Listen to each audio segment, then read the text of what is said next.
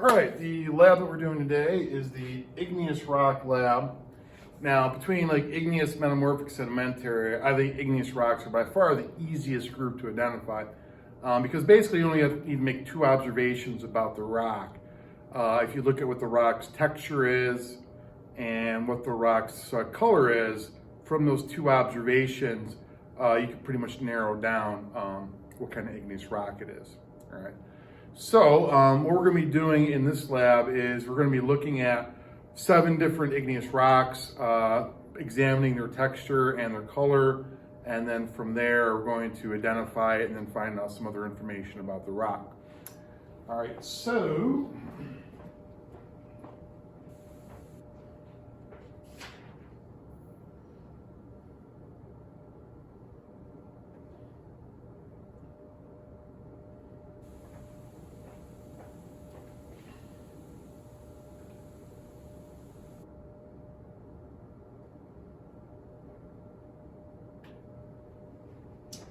all right, so here's the data table here. The first column here, we're just going to say whether it's relatively light or relatively dark.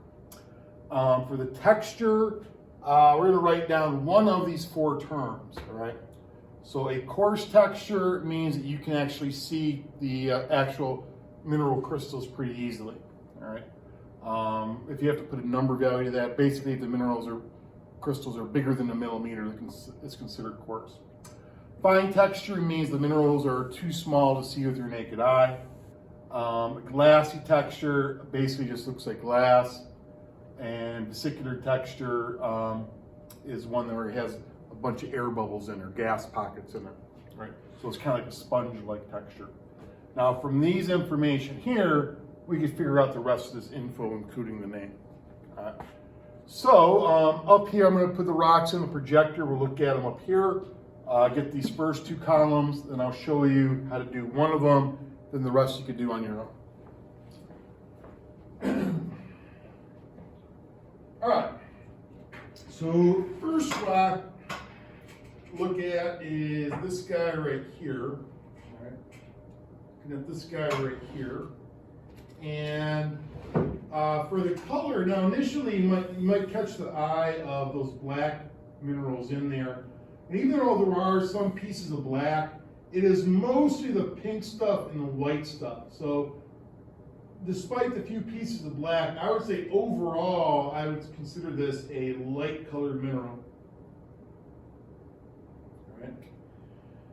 Now, second thing for the texture, I think quite easily I can point to all the mineral crystals. Like there's a pink mineral crystal, there's a white mineral crystal, there's a black mineral crystal, there's a black mineral crystal. So I can very easily see the individual mineral crystals. So rock number 1, texture would be coarse. Right. So it has a light color, coarse texture. Right. Rock number 2. All right. This guy right here. All right. Generally, overall, I'd probably call the color kind of like a light beige, but all I need to say is whether it's light or dark. So I'm going to say a light color. And overall, now there might be a stray crystal here or there I can see, but those are kind of like outliers. Overall, the rock as a whole, the crystals are too small to see in this one. So this would be an example of a fine texture rock.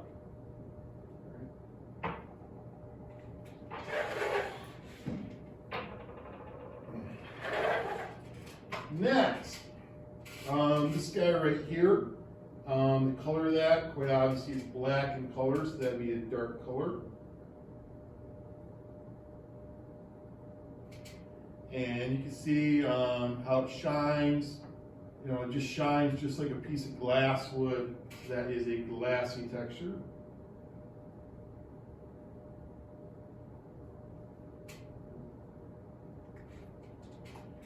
All right, rock number 4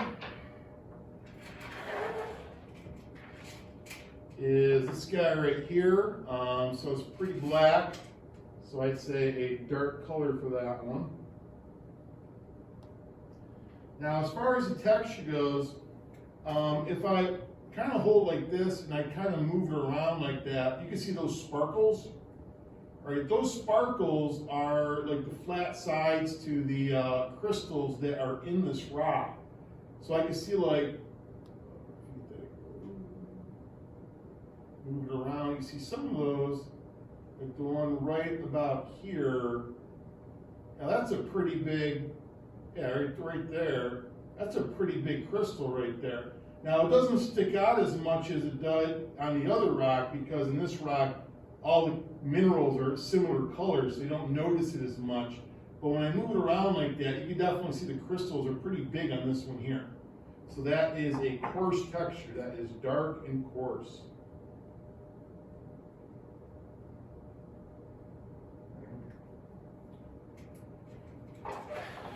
Next one.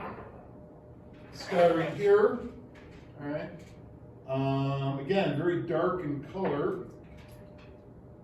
And what I'll say about this one here, when I move it around, you don't really see it sparkle like the other one, because the mineral crystals in this one are very, very small. All right, so this has a fine texture, very small mineral crystals in it.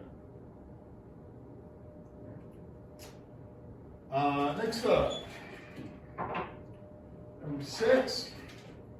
This guy here, its color, I would very much say that is a dark color to it. And don't know how well you can see, right there you might be able to. This one is the one that has a bunch of holes in it. It has a bunch of gas pockets. You might be able to see them like right there. All right, so this has a vesicular texture. It's made up of a bunch of gas pockets. So the texture here is vesicular.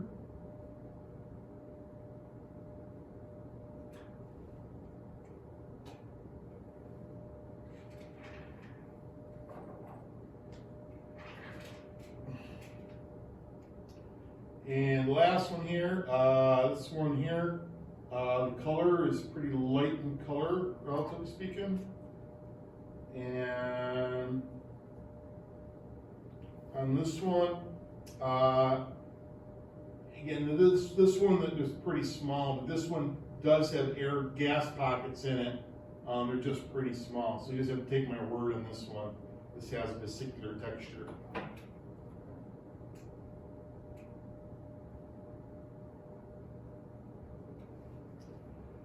All right, so those are the characteristics we need to figure out the rest. All right.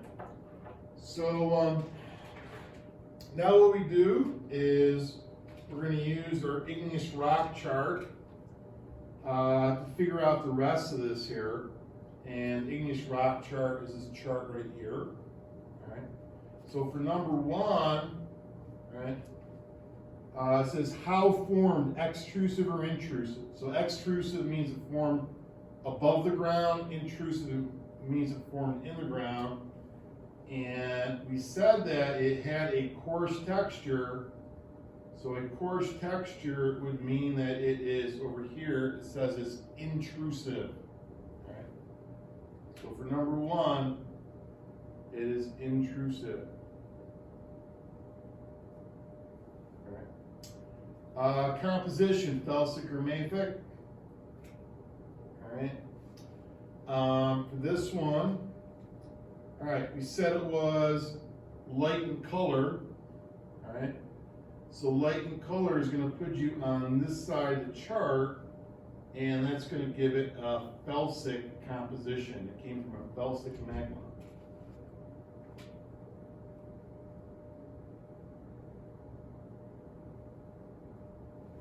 All right. Felsic. Minerals present. All right. Well, if it's a felsic rock, that means it's going to have the minerals that are on this side of the chart over here. So it's going to have potassium feldspar, quartz, plagioclase feldspar, biotite, and amphibole. So those are the main minerals you'd expect to find in a felsic rock. So I'm just going to abbreviate them here. So I'm just going to write POT for potassium feldspar, QTZ for quartz, plage for plagioclase feldspar, bio for biotite, and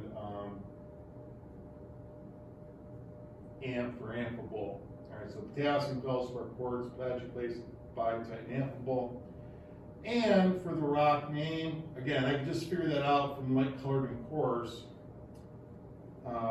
Light colored puts me on this side of the chart, coarse right there. That would make that rock granite. All right, that rock is granite right there.